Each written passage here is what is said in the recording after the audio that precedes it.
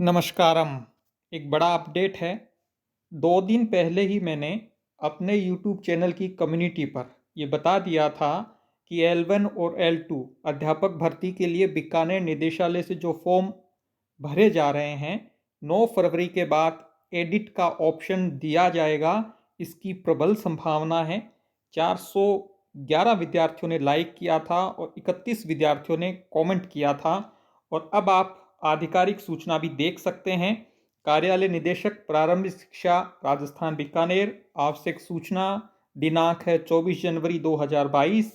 राजस्थान प्राथमिक और उच्च प्राथमिक विद्यालय अध्यापक भर्ती 2021-22 के अंतर्गत आवेदन कर चुके अभ्यर्थियों के संबंध में प्रारंभिक शिक्षा विभाग द्वारा राजस्थान प्राथमिक और उच्च प्राथमिक विद्यालय अध्यापक सीधी भर्ती 2021-22 के अंतर्गत 31 दिसंबर 2021 को विज्ञप्तियां जारी कर रिक्रूटमेंट पोर्टल पर SSOID के माध्यम से ऑनलाइन आवेदन दिनांक 10 जनवरी 2022 से 9 फरवरी 2022 तक आमंत्रित किए गए हैं। उक्त भर्ती के अंतर्गत ऑनलाइन आवेदन कर चुके विभिन्न अभ्यर्थियों के द्वारा दूरभाष या ईमेल एवं स्वयं निदेशालय में उपस्थित होकर अवगत करवाया जा रहा है कि ऑनलाइन आवेदन में उनके द्वारा कतिपय त्रुटियां अंकित कर दी गई हैं। अतः इस संबंध में समस्त आवेदन कर चुके आशार्थियों, यहाँ आशार्थियों का तात्पर्य है आप विद्यार्थियों से, अभ्यर्थियों से, विद्यार्थियों को रिक्रूटमेंट एजेंसी में अध्यापक भर्ती में आशार्थी के रूप में संबोधित किया जाता है।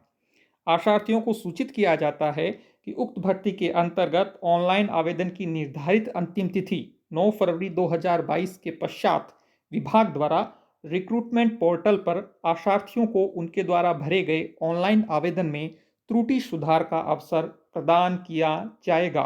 अतः इस संबंध में आवेदन कर चुके आशार्थी किसी प्रकार की भ्रम की स्थिति में नहीं रहें। कोरोना काल में अनावश्यक यात्रा से बचें। इसके लिए प्रारंभिक शिक्षा विभाग द्वारा तत्समय समाचार पत्रों में अलग से विज्ञप्ति भी प्रकाशित करवाई जाएगी, जो विभागीय वेबसाइट पर ये इसका एड्रेस है, अपलोड कर दी जाएगी। यहाँ बीकानेर निदेशालय के निदेशक महोदय श्रीमान कानाराम जी, जो IAS अधिकारी हैं, प्रारंभिक शिक्षा एवं पंचायती राज प्रारंभिक शिक्षा राजस्थान बीकानेर, वो ये स्पष्ट कर चुके हैं, उनके हस्ताक्षर से ये आपको सूचना प्रेषित की गई है। आप अनावश्यक यात्रा से बचें। इसका मतलब है आप बीकानेर निदेशालय में व्यक्ति से उपस्थित न हों।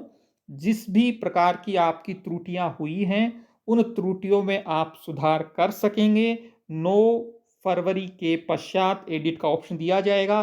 संभावना है 2 से लेकर 5 दिन की वो समय रहेगा, जहां आपको एडिट का अवसर दिया जाएगा। आपकी जो भी त्रुटियां रही हैं उन्हें आप सुधार सकते हैं।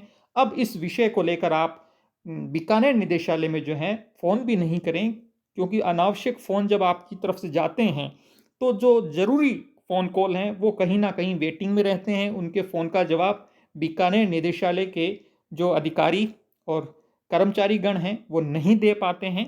इसलिए जो भी आपकी त्रुटियां हुई हैं उस संबंध में आपको पुनः कहूँगा, जो है सुधार का समय दे दिया जाएगा। इसलिए किसी भी प्रकार से अब आप न तो बीकानेर निदेशालय में आप फ़ोन करें, न आप कहीं मैसेज करें, सर मेरी ये गलती हो गई है, मेरी वो जो है गलती हो गई, अब इसमें मुझे क्या करना है।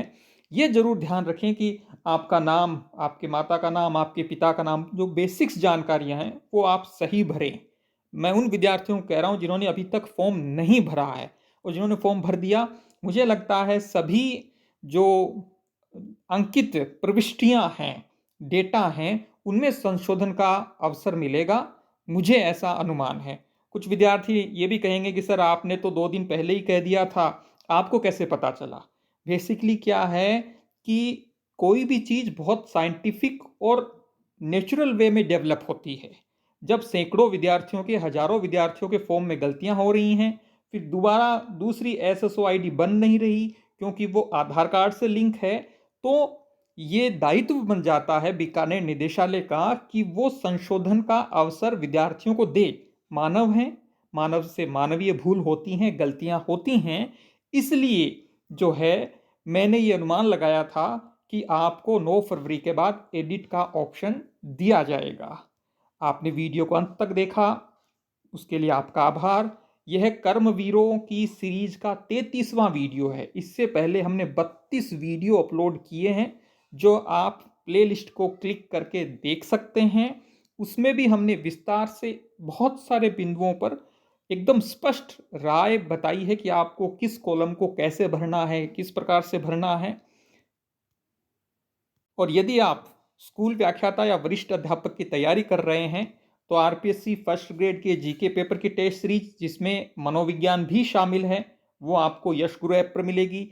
यदि आप सेकंड ग्रेड की टेस्ट सीरीज और नोट्स लेना चाहते हैं, उसका कोर्स आपके लिए उपलब्ध है। यदि आप सेकंड ग्रेड जीके का केवल टेस्ट लेना चाहते हैं, वो टेस्ट पेपर की सीरीज आपके लिए उपलब्ध है। और सामाजिक विज्ञान सेकंड ग्रेड की टेस्ट सीरीज भी उपलब्ध है। एक छोटी सी बात और कहूँगा, आपको टेस्ट पीडीएफ फॉर्मेट में भी मिलेंगे, आपको टेस्ट मॉक टेस्ट ऑनलाइन के रूप में भी मिलेंगे, और परीक्षा से 40 दिन पहले टेस्ट पेपर की आंसर की आपको डाउनलोड करने के लिए भी दे दी जाएगी। वीडियो को अंत तक देखने के लिए पुनः मैं आपका आभार व्यक्त करता हूं। बहुत सजगता और सावधानी के साथ फॉर्म भरें, और संशोधन जब भी करना हो तब भी संशोधन आप बड़ी सावधानी के साथ करें। धन्यवाद।